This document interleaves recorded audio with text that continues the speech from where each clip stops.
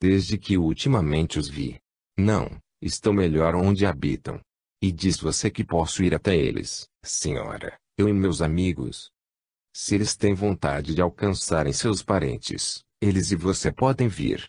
Mas não iremos diretamente. Há ainda muita necessidade de treinamento para ir à luz. Mesmo assim o caminho é um caminho seguro, desde que me aceitem como guia aqueles com quem trabalho, meu irmão.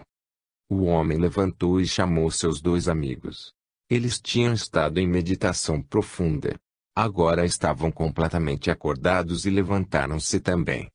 Um deles disse: há uma moça perto de lá, a quem devo obrigações. Quando aquele tirano, chamado Ferreiro, quis me derrubar uma vez, ela veio entre nós e tomou o baque por mim. Senhora, diga-nos se vai nos levar para as nossas mulheres e nossas crianças. Eu gostaria de levar aquela garota conosco, para que minha esposa possa manifestar-lhe seus agradecimentos pelo que ela fez por mim. A mulher assentiu, e eles saíram pela planície para buscar a garota. Fomos também, estando invisíveis para eles, mas ela sabia de nossa presença. O ferreiro. Depois de um certo tempo, eles chegaram a uma floresta de árvores nuas, sem folhas. Algumas delas foram tecidas juntas, com cipós, para formarem um abrigo. Havia uma fogueira diante da entrada, e em torno dela sentavam-se alguns homens e mulheres. Quando se aperceberam da aproximação dos quatro, riram com desprezo, e um gritou: eu disse a vocês antes, meus prezados companheiros. Então, voltaram a nós, não é? Bem, por que não? O que mais poderiam ter achado para fazer nesta maravilhosa região? Não é bom estar sozinho nesta localidade, com certeza. E com uma risada cínica, ele voltou a esquentar suas mãos na fogueira. Mas dali levantou-se outro, de aspecto diferente. Ele era alto, de grande complexão e de semblante feroz. Ele veio na direção deles e, ficando com os pés afastados, colocou seus punhos nos quadris, e em sua mão direita havia um bastão cheio de nós. Primeiramente dirigiu-se aos três homens. Ele disse: agora o que significa isso, meus prezados companheiros? Vejo que tem uma mulher em sua companhia. Bem, já a vi antes, e ela não se dá bem em nossa companhia. Madame, estes três homens não são homens, mas corações moles. Responda por eles. Qual é o propósito que os traz até aqui? Revolta.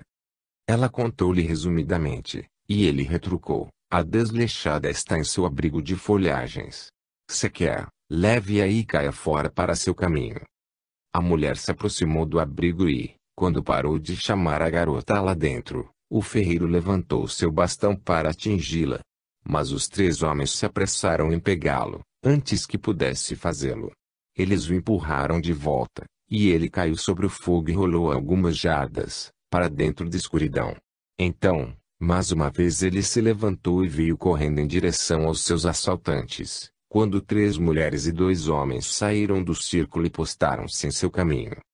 Um destes homens disse: não, ferreiro, você já tiranizou esta garota por muito tempo, e a nós também. Aqui estão três que rompem com isso, e há mais 5, e uma no abrigo para aumentar o número. Fique fora, porque nós estamos todos cansados da vida que aqui levamos, e iremos com eles e a senhora que os guia. Nós não somos brilhantes, nós não, mas encontraremos algum lugar para morar, e não será pior que este local com a sua companhia.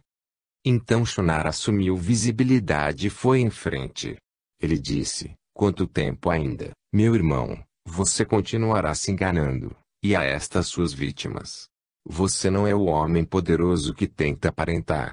Você nem tem força em seu corpo, nem a força de vontade que demonstra. Pare com este escárnio e com sua própria loucura. Somente desta forma cumprirá seu destino, que não é ser procurado neste lugar lúgubre, como bem sabe. Então o homem mudou. Estas pessoas da região que eram observadas lá do forte eram os que haviam recebido um pequeno apoio em direção à luz. Alguns deles tinham vindo de lugares mais escuros. Alguns haviam achado seu caminho pela gravitação normal, depois de passarem pelo portal da morte. O único do grupo que foi rebaixado foi o ferreiro. amargura na palavra e no coração. Mas agora cada palavra pronunciada por Shonar encontrava lugar em seu coração. Ele sabia que as palavras eram verdadeiras. Mas ele não podia, naquela hora, minorar sua ostentação totalmente.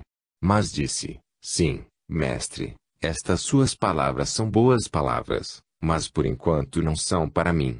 Mas se estes outros escolherem ir, não mais os deterei. Eles irão, e ficarei sozinho com minha própria tarefa de decifrar o enigma do meu enigmático coração. É melhor assim.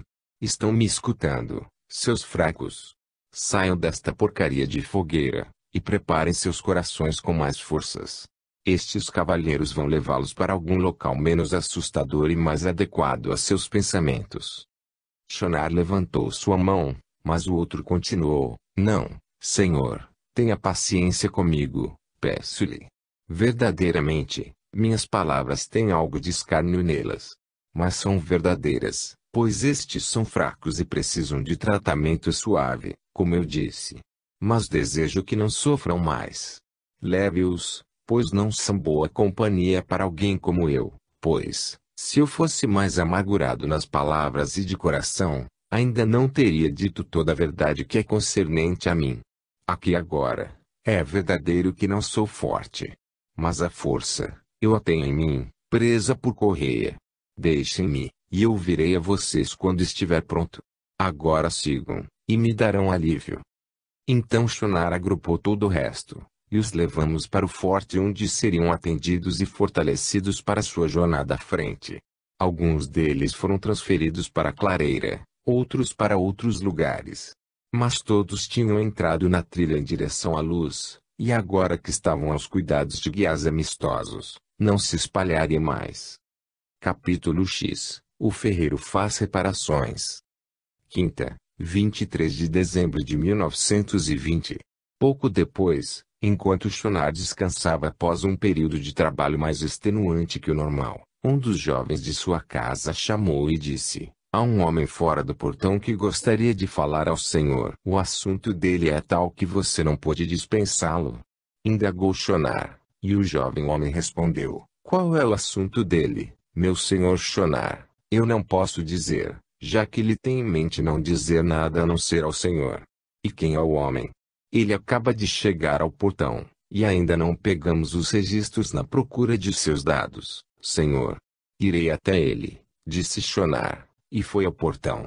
Era a arcada da qual eu lhe contei na última sessão em que nos falamos, meu filho. O homem estava em pé algumas jardas, bem no centro do círculo de treva. Shonar chamou-o, ficando em pé bem embaixo da arcada. Aproxime-se de mim, meu amigo, para que eu possa ver como se apresenta. Senhor, replicou o visitante, não posso me adiantar até onde o senhor está. Aquela luz ali me traz desconforto. Apesar disso. E ele, apertando os seus lábios, deu 5 ou 6 passos à frente. Era como se ele estivesse subindo numa correnteza. Então ficou parado e disse: não posso ir mais adiante que isso, meu senhor Shonar. Isto deve ser suficiente para o senhor. Esteve lá, Anel. Estava atrás e à esquerda de Shonar, que respondeu: é suficiente, amigo. Vejo agora mais claramente. Você tem estado numa contenda com você mesmo desde que nos encontramos, meu irmão. Era verdade, como eu podia ver. Ele não estava tão alto como quando vi da última vez, e seu tamanho estava diminuído.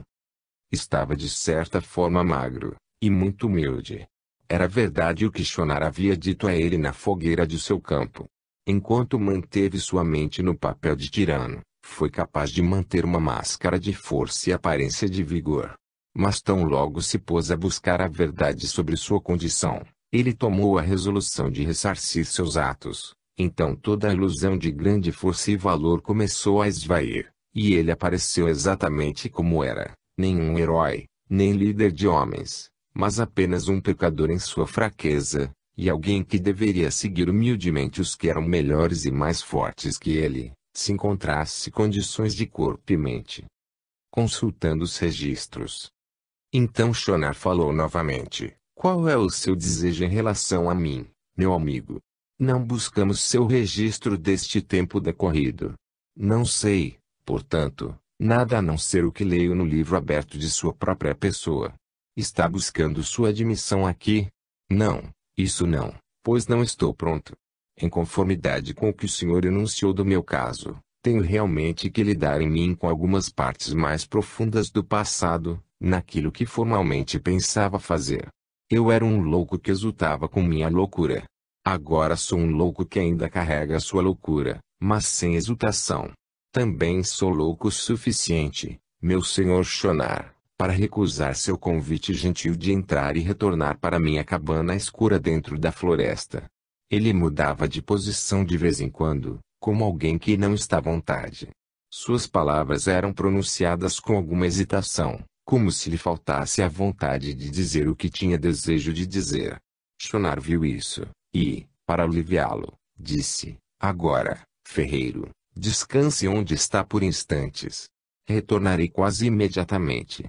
Eles farão música para você, enquanto espera. Então voltou-se, e ambos subimos à sala na qual ele sabia que estava sendo feito o registro dos feitos deste homem.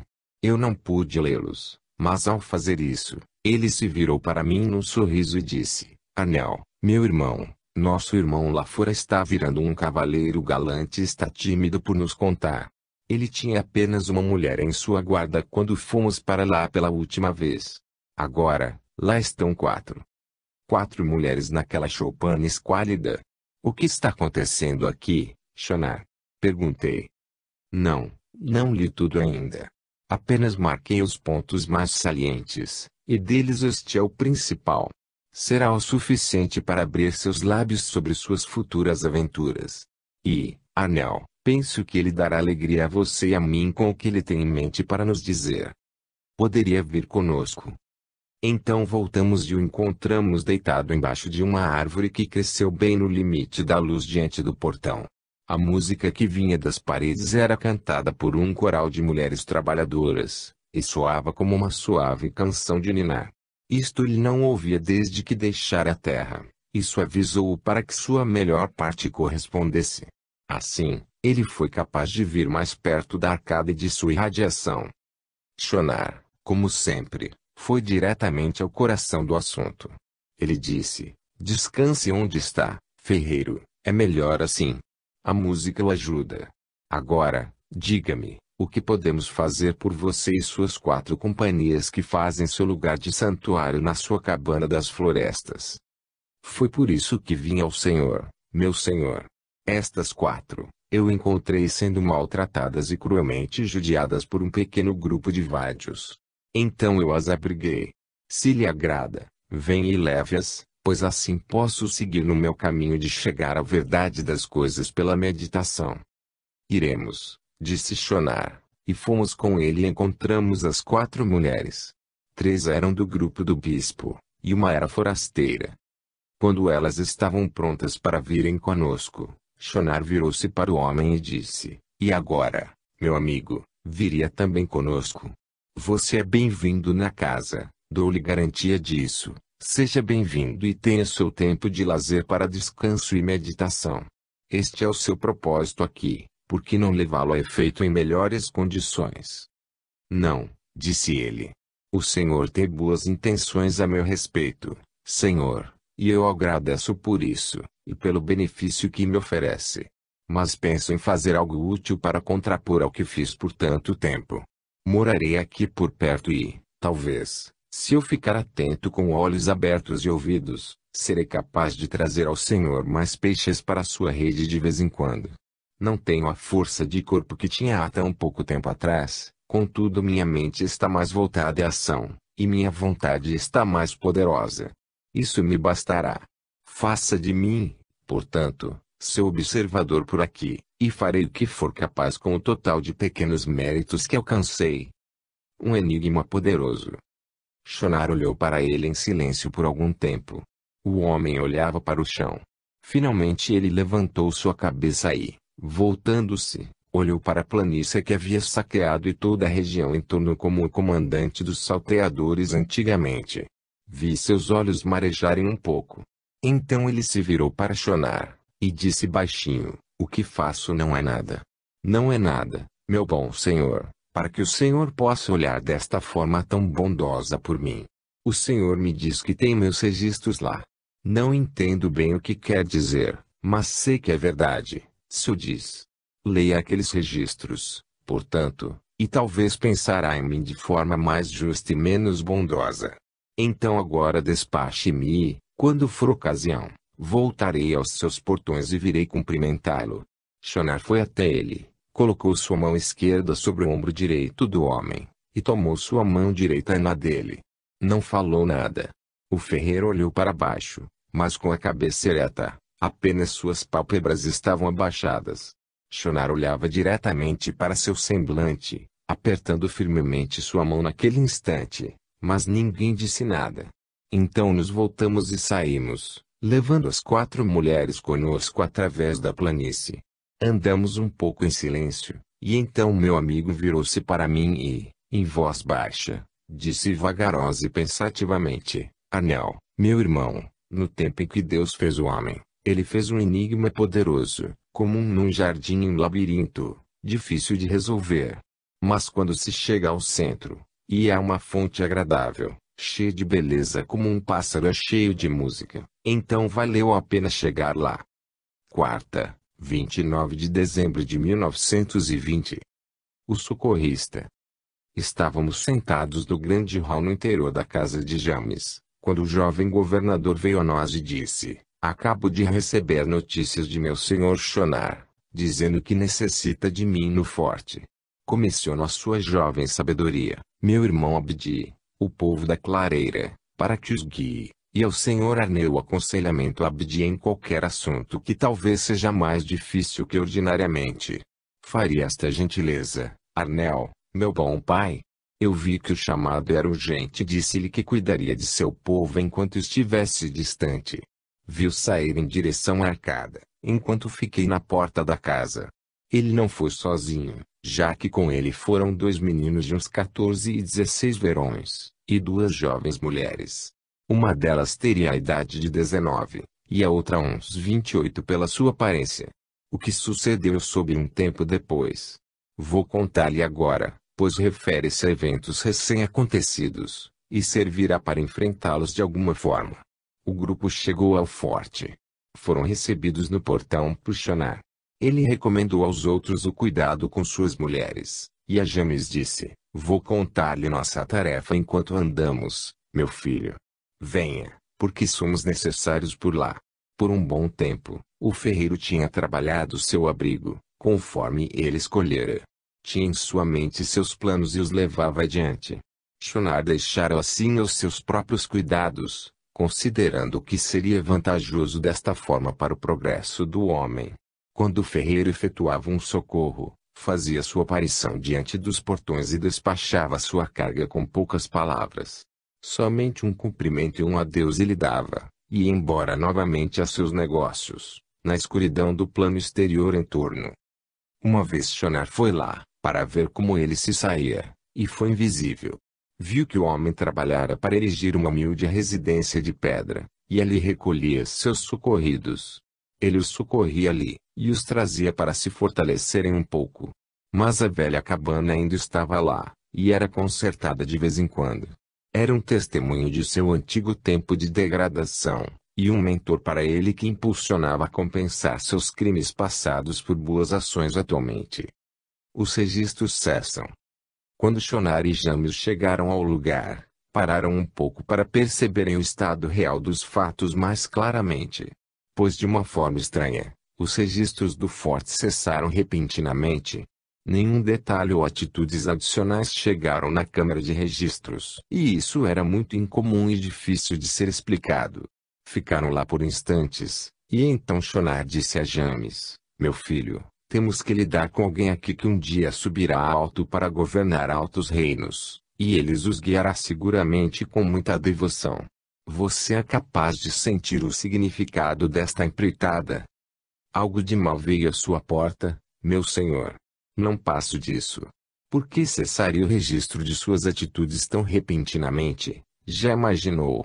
Não, aquilo que alcança em nada ajudará.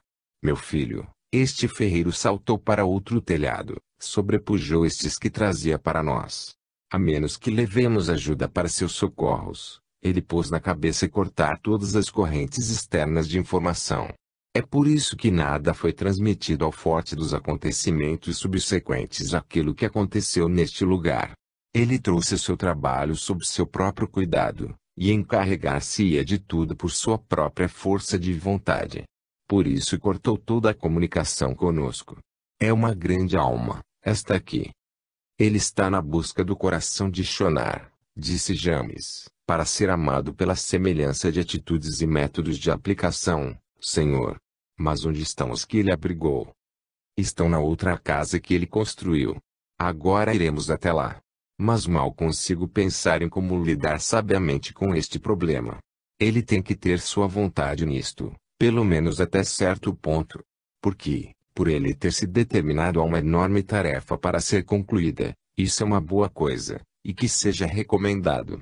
Mas devemos medir suas forças e a dos seus inimigos quando pesarmos ambos. Pode ser que nossa ajuda seja necessária, pode ser que não. Aquele homem é seu amigo. Assim, eles se aproximaram da casa e entraram, estando invisíveis primeiramente, e então, assumindo as condições gradualmente, ficaram na porta de um quarto amplo, e esperaram. Estavam num hall de área não muito grande. Fora deste hall, havia mais 4 compartimentos. 3 eram pequenos, e o da extremidade mais distante era a sala principal da casa. Não havia portas, por isso olharam para dentro. Havia uns 40 homens e mulheres agrupados ali. Estavam sentados em bancos em torno da sala enquanto, no meio do espaço aberto, meia dúzia deles estavam dançando para seu prazer. Não era uma bela visão, porque enquanto tentavam imitar a graça de um minueto, suas mentes doentias interpretavam tudo sem graciosidade nenhuma. Estavam no auge do aplauso quando Shonar e James entraram e ficaram perto da porta. Logo foram vistos, e um deles, o que parecia ser o líder, gritou: "Venham, bons camaradas. Vocês estão cansados, como nós estamos, daquela escuridão lá fora, sem dúvida. Bem-vindos à alegria que puderem encontrar aqui em nosso meio." Havia um verdadeiro sinal de bondade em sua voz, pois nem todas as pessoas nesta região eram malignas, mas apenas carecentes ainda do desejo de progredir. Ali eles eram capazes de perceber, e alcançar para seu conforto, as condições mais brilhantes daquele interior provindas da residência do ferreiro. Portanto os dois vieram e Shonar disse: "Isto é uma coisa esquisita de se ver, boa gente. Seu contentamento é grande pelas evidências, mas falha em algo na substância. Isso não ajudará a impulsioná-los no empenho de progredir naquilo que são convidados a fazerem." Um deles respondeu: "Estamos cansados do caminho, forasteiro, e queremos descansar um pouco. Além do mais, perdemos nossos guias e perdemos o caminho em que nos colocaram. Vão nos procurar, sem dúvida, por aí. Enquanto isso nós descansamos." "Vocês não descansam, meu irmão", disse Shonar. "Isso não é descanso. Deste jeito apenas acrescentam cansaço ao cansaço. E onde está o mestre desta casa?" Eles tinham quase se esquecido do ferreiro. Quando Shonar falou dele, uma mulher gritou: "Bela falha, mas ele está descansando também. Nós os amarramos por um pouco, porque ele queria impedir que dançássemos. Ele fez muito bem, como sabem. Agora, boa gente, todos vocês deem-me sua atenção e sua boa vontade também. Este homem é seu amigo, e ficará no lugar dos guias que perderam por sua própria tolice. Eu mesmo não moro nestas redondezas, mas um pouco mais adiante. Pode ser que nos encontremos novamente. Enquanto isso, recordem-se de seu amigo de quem abusaram, e desamarrem-no. Ele vai ajudá-los mais ainda, se o seguirem como líder. Em frente, através dos lugares trevosos." Então os dois, a fim de tornarem a multidão apreensiva, exortaram suas vontades e reassumiram a invisibilidade. Naquele estado ficaram ainda observando mais um pouco e, quando tudo estava bem, voltaram para a casa de Shonar. As pessoas ficaram pasmadas quando os visitantes ficaram invisíveis em seu meio. Um deles, que estava sentado silencioso num canto e, pela aparência, Não muito contente com as atitudes destes pouco evoluídos companheiros, ficou em pé e disse: somos idiotas, todos nós. Aqui brincamos, enquanto o bom homem poderia nos ter contado qual o caminho a seguir. Vamos nos apressar em desamarrá-lo, antes que falhemos novamente no propósito. Aqueles dois não eram como nós somos. São homens de fora, digo-lhes. Vejam como nos deixaram. Também seu aspecto não era desagradável, e o que falou a nós era decisivo em suas atitudes. Vamos embora, digo eu. Se brincarmos, falharemos no propósito, como muitas vezes já falhamos. Ninguém achou coisa melhor para sugerir. Desde que chegaram os dois forasteiros, toda a alegria cessou e a dança ficou sem sabor. Foram então ao ferreiro. Quando ele os viu, disse: bem, meus amigos, vieram em vingança para desafogarem a malignidade sobre mim, ou vieram arrependidos para me libertar destes laços? O homem que os havia exortado disse então: bom amigo, não queremos machucá-lo. Já fizemos nosso passatempo, e agora estamos prontos para seguir adiante, se nos guiar. Ele ajoelhou e libertou o ferreiro de seus laços e, ao fazê-lo, cochichou: leve-os adiante rapidamente, e vou ajudá-lo como puder. Eles são fracos, estes aqui, mas não há maldade em seus corações. Eles o seguirão, se os liderar. Então ele se levantou e os liderou em direção às terras escuras, para fora daquele oásis. Pois a casa e seu ambiente em torno tinham uma cintilação irradiante que gradualmente havia se formado sobre ela, resultante do progresso do ferreiro em direção à luz, e também de seus trabalhos fora e dentro dela. Conforme saíram, ele foi à frente deles no longo caminho que teriam que viajar em direção ao seu destino. Pois eles iam muito lentamente, sendo fracos de propósito e de membros.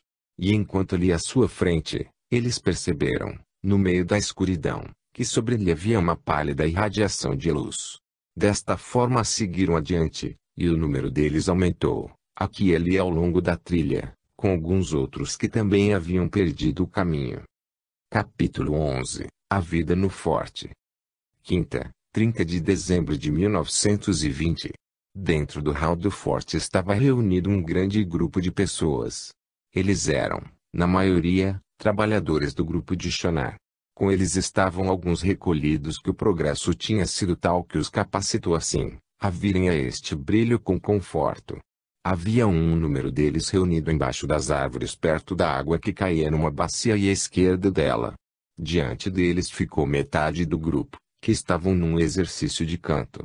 Aqui e ali, no hall, havia pequenos grupos em conversa ocasional ouvindo a música do coral. Perto da entrada principal estava James. Ele estava conversando com Claire e seu irmão, de quem já lhe falei. Ali entrou um jovem homem que era um dos que guardavam a porta da frente. James viu que ele estava observando os vários grupos, e soube que ele estava procurando por Shonar. E a ele disse: meu irmão, nosso senhor Shonar está um pouco ocupado lá diante da fonte. O que está acontecendo? Permite que eu vá em sua ajuda. Se vier comigo lá fora, o senhor mesmo avaliará, senhor, disse o jovem. Então seguiram para a porta exterior da casa.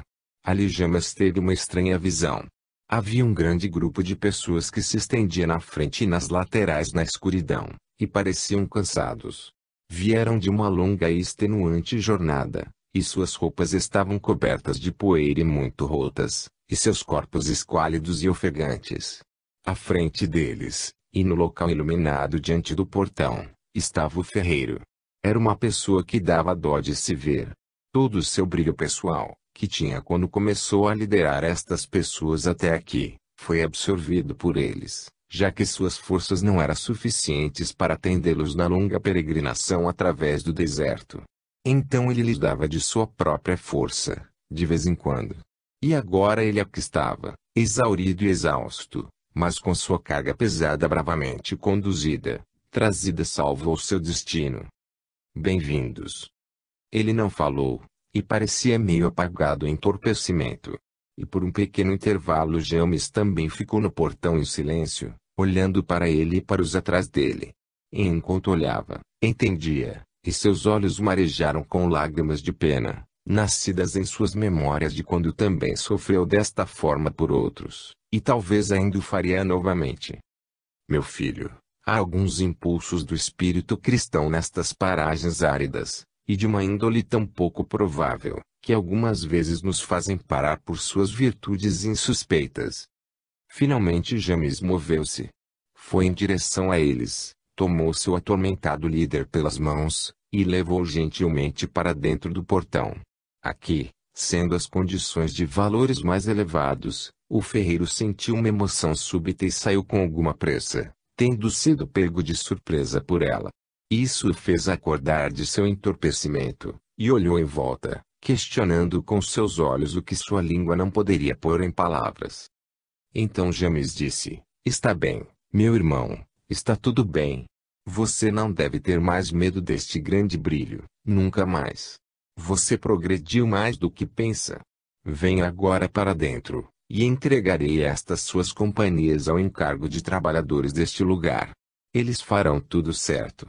E você, quando estiver descansado, vou levá-lo ao nosso bondoso Passionar.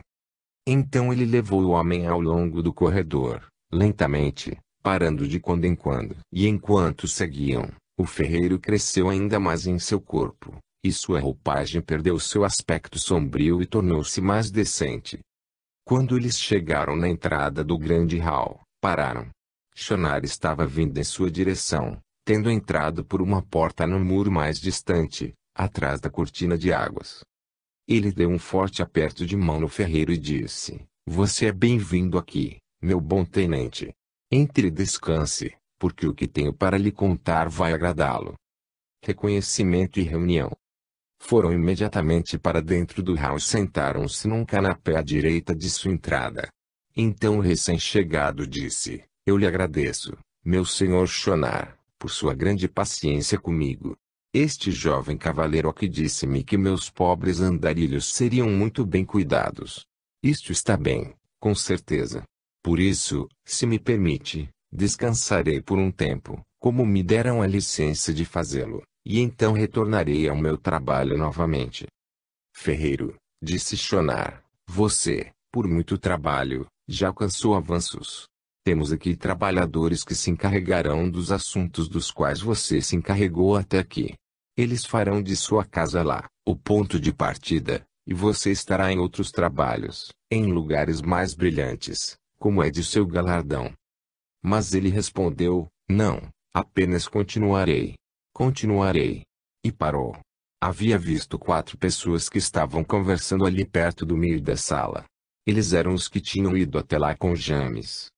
Então o senhor conhece estes 4? Perguntou Shonar, e ele respondeu: Os 2 jovens têm o semblante de meus 2 filhos. Mas de filhas eu apenas tive uma. Mesmo assim, aquelas 2 são certamente irmãs, porque são rostos de irmãs. Não consigo resolver este enigma, senhor, mas estou espantado. E contudo uma tem mais idade que a outra, ferreiro. Não, apenas alguns anos de diferença entre elas.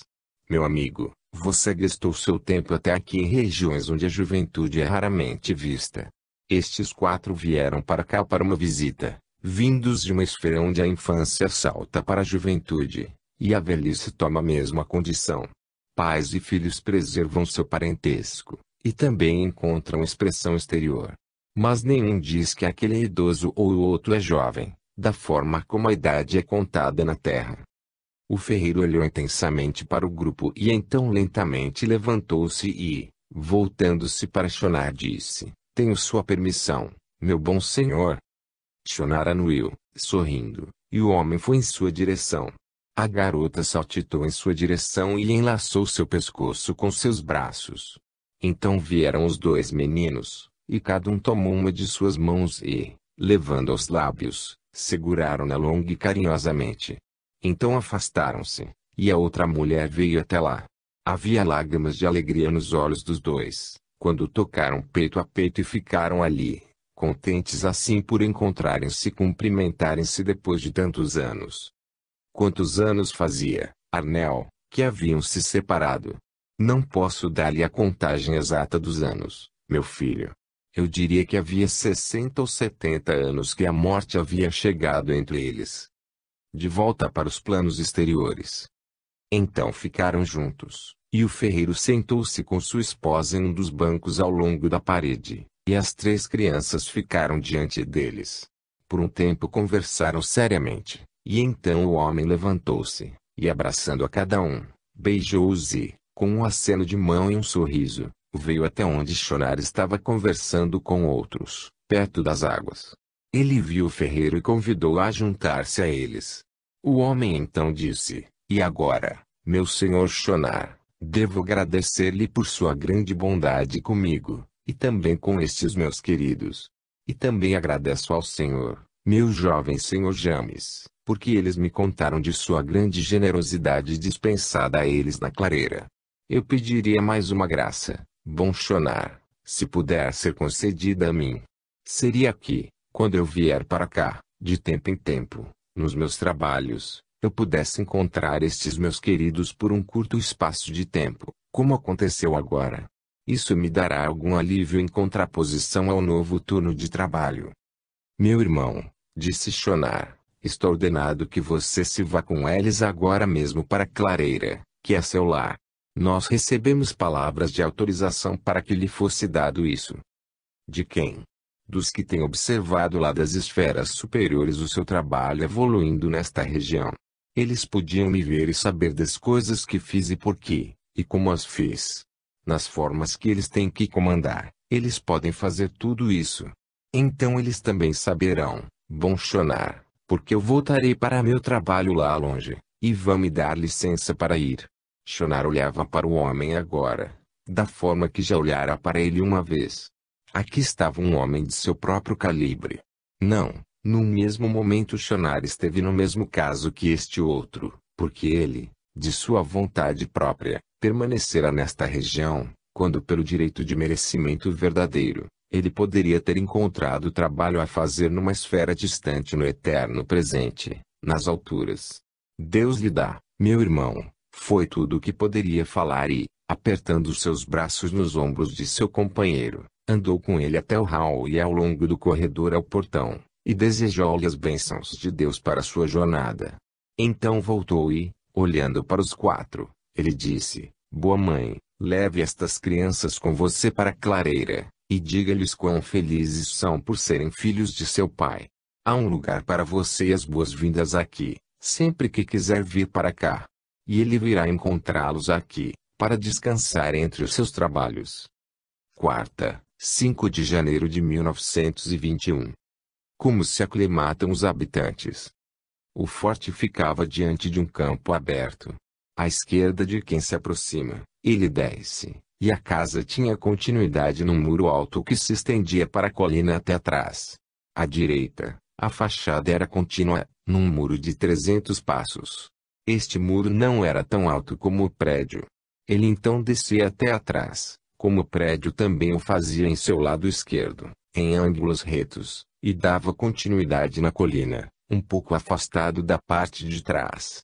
Desta forma temos uma área de forma retangular, com a casa em si formando um dos cantos.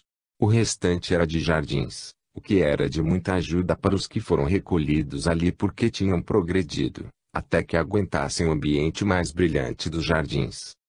Esta terra próxima ao forte era condicionada à esfera 2, e adiante, em direção à colina, à esfera 3, e então à esfera 4. Por isso era possível, dentro de seus domínios, ir aclimatando os residentes gradualmente, até que alcançassem o estágio de evolução de quando fossem mandados para adiante. Alguns foram para a esfera 2, mas frequentemente julgavam que seria melhor, em vários casos, prolongar o tratamento para que outros pudessem ir direto, ou com pequenos intervalos, nas esferas intervenientes, para a esfera 4, outros para a esfera 3. Não há regras férreas. Cada caso é tratado de acordo com seus méritos peculiares e constituintes. Estendendo-se desde a parede traseira do edifício, do lado de dentro dos muros, há uma série de arcos. Ela tem uma calçada e, no meio desta calçada, um canal. Esta estrutura segue direto para as montanhas. É aqui onde os que estão quase partindo para a esfera 4 são condicionados para o ambiente mais rarefeito que lá existe. Pois quando se alcança esta rua, as condições são como as que existem naquela esfera. Este também é o canal pelo qual a água é trazida das montanhas para o grande hall. Ele alimenta a queda d'água da qual já lhe falei.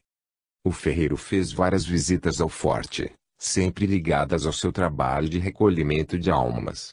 Ele vinha até aqui, despachava seu encargo para acionar ou então, se ele estivesse ausente, para um ou outro de seus auxiliares.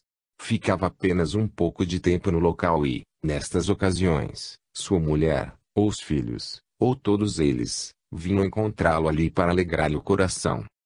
Mais tarde, de acordo com seu progresso, ele capacitou-se a ir com eles em passeios em torno das regiões da montanha. Ele se deliciava e descansava nestes jardins. Voltava depois ao seu trabalho novamente, nas regiões inferiores onde estava sua casa. Ele era uma grande alma que havia se extraviado, como ele disse. E ele e Shonar encontraram muita afinidade um com o outro. Tornaram-se muito bons amigos. O doutor está perplexo. Uma vez, o homem jovem Abdi estava andando nestes jardins, como os mais brilhantes costumavam fazer, para que pudessem ajudar os que precisassem da ajuda através de um conselho. Ele estava andando devagar, com a cabeça abaixada, ao longo de uma trilha que tinha uma cerca viva verde e dourada nos dois lados. Ali, chegou a ele uma voz de alguém chamando-o, que dizia: "Bom jovem senhor, poderia olhar o meu trabalho? Estou me esforçando nele, mas o trabalho que manuseio não está bom. Esse trabalho é novo para mim." Abdi procurou e viu que aquele que lhe falara estava podando a cerca viva no lado direito do caminho em que ele estava. Aqui havia uma encruzilhada de caminhos, e ele estava trabalhando em uma das 4 esquinas. Ele imediatamente reconheceu este podador de cercas como sendo um dos ajudaram o ferreiro em uma de suas visitas para conduzir seus recolhidos ao portão. Era do grupo que o amarrara, e este trabalhador era o homem que soltara suas amarras enquanto ele estava no abrigo. Então Abdi respondeu a ele: "Apesar disso, essa esquina envergonha as outras 3. Isto dá muito crédito ao seu senso artístico, meu irmão." "Sim, senso artístico eu tenho, ou um dia tive. Ou um dia tive. Agora, jovem senhor, esta sua frase leva-me a mais um dos meus problemas que devo resolver, antes de tantos outros. Este é um lugar estranho, estranho lugar passageiro, difícil de se entender.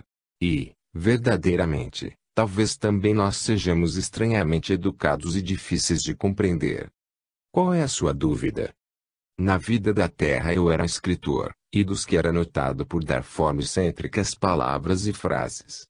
Mas ainda, meus amigos diziam que eu tinha alguma inclinação às qualidades das artes, tanto pictórica quanto plástica. Boa inclinação, resumindo. E aqui estou, nem escritor, nem homem mortal tampouco, e duvido que nestas esferas minha inclinação às artes conte muito. Mas, realmente sinto dentro de mim que a razão pela qual eu tenha gostado tanto de aparar esta cerca seja por causa do mesmo senso artístico do qual acabou de falar. Muito estranho, eu diria. E o que me diz, meu jovem senhor? Inclinação. Você deve saber, doutor, já que assim eles, seus companheiros, haviam-no catalogado com um nome. Todos estes tratos que são manifestados na vida terrena são simplesmente a manifestação externa de um conteúdo mais profundo da alma. Este senso de proporções corretas, como você diria, pode encontrar respaldo em um homem através da arte da música, em outro pela pintura, em outros pela escultura, ou literatura, ou desenho de roupas, ou em outras muitas maneiras. Mas o traço é incidente em todos, e encontra expressões tão variadas por causa dos outros traços que possuem, ou oportunidades alcançadas, ou outros fatores diversos. O esforço que você mostrou na poda é o que uma vez você expressou em letras. Em outras ocasiões, doutor, expressou-se de outra forma. Abdi parou, e o doutor esperou, e então disse: "Expressei-me de outra forma. Agora vou parar de segui-lo, bom jovem senhor. Não posso lembrar-me das coisas muito acuradamente ainda. E quando posso lembrar das coisas, não consigo vê-las de forma clara.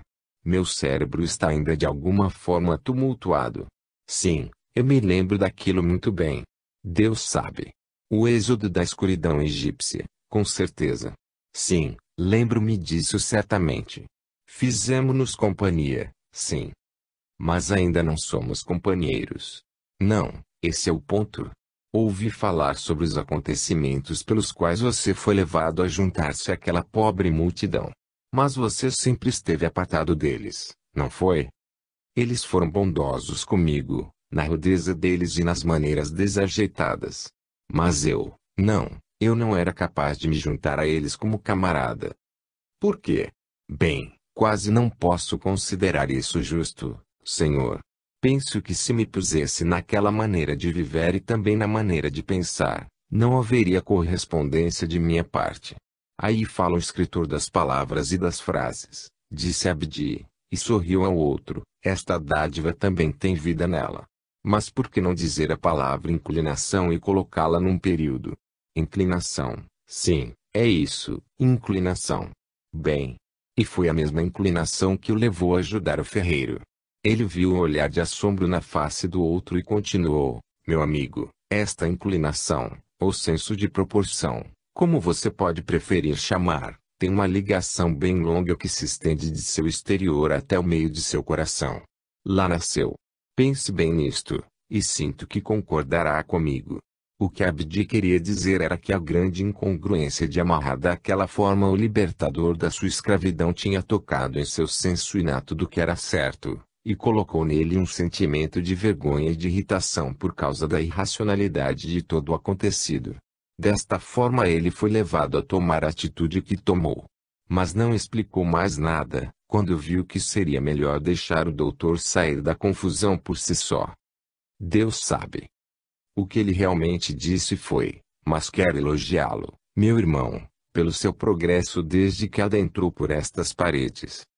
Pouca coisa, penso, meu jovem senhor, e penso que também tenho que agradecer seus bons amigos e meu senhor Shoná por tanta generosidade. E a outro também, meu irmão. E quem seria? Você acabou de falar dele, doutor. Disse que ele sabia da luta mental e espiritual que tem travado desde que chegou aqui. Não só pronunciou isso, mas o que disse implica em tudo isso, e mais também. Bem, veja como minha memória está sempre pregando peças, pois não tendo ninguém assim em minha mente sobre quem tenha falado ao senhor desde que começamos a conversar. Então devo ajudá-lo. Você o chamou pelo nome de Deus. O outro retomou, ruborizado, e disse algo veementemente, nunca, desde que havia deixado a vida na terra, havia chamado este nome, meu jovem senhor. Na terra usei este nome, nem sempre com a reverência devida. Aqui não mais me aventurei a prosseguir com isso. Você disse, Deus sabe. O outro parou e olhou seriamente para os olhos de Abdi por um longo tempo, enquanto sua mente trabalhava retrocedendo. Então disse, diga-me Senhor, como o Senhor é chamado? E ele respondeu, chamam-me Abdi. Então outro disse uma coisa estranha, Abdi, sim, ouviu sendo chamado desta forma. Abdi. Mas aqui falta alguma coisa que um dia deverá ser completada. Não sei o que possa ser, nem quem lhe inspira estas palavras para falar ao Senhor. O Senhor pensa que sejam palavras estranhas para que eu as diga, bom Senhor. Que significado tem nelas? Imaginou. Tenho falta do que dizer para explicar ao Senhor, doutor. Não. Como no outro assunto, o Senhor fala verdadeiramente, Senhor, e eu peço seu perdão. Eu estava errado. Foi minha memória que me serviu mal. Eu realmente disse aquele nome, sim, e não o disse com irreverência. Eu agradeço, Senhor, por chamar minha atenção. Assim partiram, com umas palavras de boa vontade de um ao outro. E enquanto continuou em seu caminho, o jovem Abdi pensou muito sobre as estranhas voltas e torções que vieram a formar o caráter do homem. Depois, desde que aquela conversa começara, ele ficou sabendo que na personalidade do doutor, enterrado e profundamente atolado em recusas, havia um espírito sensível às altas influências que apenas por momentos, Mesmo naquela esfera inferior onde haviam conversado, imaginam e tocavam algum belo espírito familiar. Pois, enquanto o homem pronunciou aquela estranha conversa naquele caminho, Abdi havia captado um relance de um brilho luminoso que saltou sobre ele.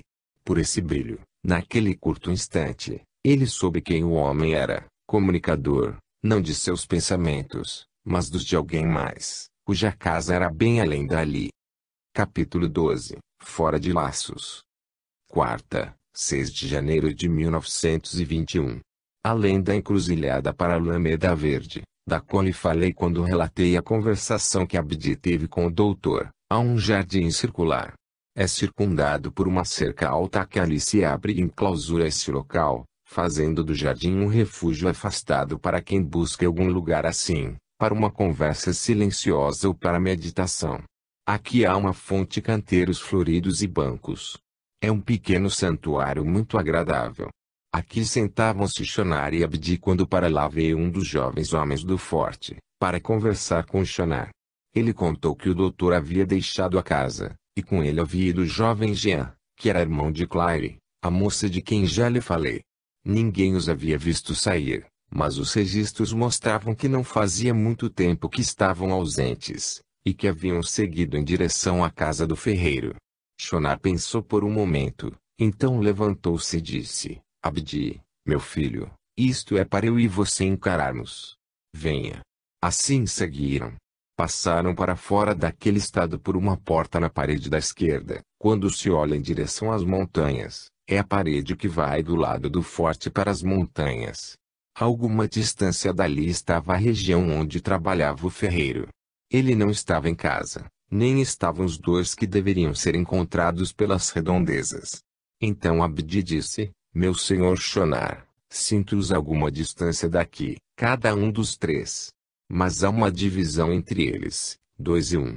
É assim, respondeu Shonar, os dois fugitivos ainda não chegaram ao seu amigo, mas estão indo com alguma pressa em direção a ele.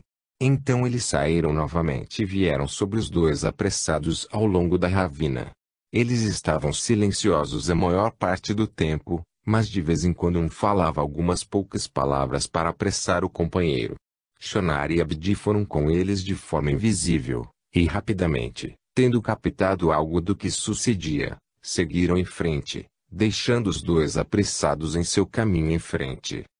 Girando a chave. Logo chegaram a um espaço aberto. Era uma planície ampla, e à esquerda havia um mar de águas salgadas. A luz aqui era muito mais escura que sobre a casa do ferreiro. Foram diretamente ao longo da margem e, enquanto iam, Shonar disse: meu filho, o ferreiro permitiu que seus elos sobrepujasse a sua sabedoria. Ele foi além dos limites em que o coloquei a trabalhar, e está em perigo lá, fora de suas condições e em lugar estranho. Por que ele agiu tão estranho, bom Shonar? Disse Abdi, e Shonar respondeu-lhe: eu já disse, meu filho. Foi por ter visto o trabalho a ser feito lá, e não parou para considerar suas chances. Há mais uma questão ainda, Abdi meu filho, e que é mais trabalhosa para sua solução. Como souberam, o doutor e seu jovem companheiro, que o ferreiro tinha necessidade de socorro. Eles seguiram algum tempo em silêncio. Finalmente Abdi disse: meu bom pai, vem à minha mente que talvez eu possa ver luz neste problema. Somente talvez? Estou ainda perplexo, bom Shonar. Posso colocar a chave na fechadura, mas ainda não posso virá-la. E que chave é essa que serve, e contudo não serve? A chave é esta. Encontrei algo estranho entremeado nos elementos da composição do doutor. Ele tem a faculdade da intuição. Por ela, ele me disse palavras estranhas enquanto andamos juntos pouco tempo atrás. Esta é a minha chave. Uma boa chave também, e feita para esta fechadura, digo eu. Mas o que aprende que não pode girar? Penso que a sua intuição está voltada para as altas esferas, e não em direção a estas regiões mais escuras onde o ferreiro trabalha. E nisso é onde a chave está presa. Meu filho, pode virá-la rapidamente se virar para a direita, em vez da esquerda. Se o doutor tem contato de alguma intensidade com as esferas acima, então foi de lá que o comando de perigo veio a ele. Lembre-se, Meu filho Abdi, que o ferreiro tem na clareira sua esposa e filhos. Há muito amor entre eles todos, e ela sentiu sua necessidade. Desta forma enviou uma palavra ao seu amigo, o doutor. Agora Shonar chegara à verdade do tema em geral. Mas se perdeu em um detalhe. A mensagem de socorro e cuidado de fato havia sido mandada por sua esposa e seus filhos, que reforçaram os poderes de transmissão com a ajuda de um grupo de amigos. A esposa havia sentido que seu querido estava tenso, e rapidamente enviou sua ajuda. Eles, porém, projetaram a mensagem dirigida diretamente ao ferreiro. Mas a simpatia de espírito entre ele e o doutor, seu amigo, favoreceu que este último interceptasse a mensagem ainda no ar. Ele pegou um sentido de ferreiro, perigo, ajuda e coisas assim, e, buscando o jovem Jean, lançou-se em pronto socorro e partiu. Como fez Shonar, também eles saíram pela porta lateral, e portanto não foram vistos deixando a casa em perigo. Shonar veio até o ferreiro, que estava em pé com suas costas em algumas rochas que estavam entre ele e o mar. Diante dele havia uma grande multidão de pessoas. Algumas estavam deitadas no chão, algumas em pé, e algumas subiram em outras rochas para vê-lo melhor. Ainda invisível, eles se lançaram para perto e observaram o que estava acontecendo. O ferreiro estava falando. Ele disse: "Vocês são muito numerosos, meus amigos, mas têm um bom propósito. Vocês podem me machucar, verdadeiramente, mas não podem me matar. Também digo-lhes, quanto mais maldade fizerem, mais aumentarão o tamanho do caminho que é entre vocês e aqueles seus brilhantes dos quais lhes falei. Há agora mesmo 3 de vocês no santuário, esperando por vocês." Havia um homem em pé, à frente da multidão.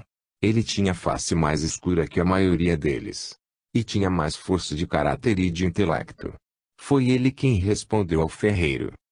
Ele disse: "Sim, nós já o tivemos como companhia antes, meu bom homem. Naquela vez, você me roubou aqueles 3 submissos meus. Mas isso foi quando nós vagávamos dentro dos limites consignados à sua jurisdição pelo Senhor no forte.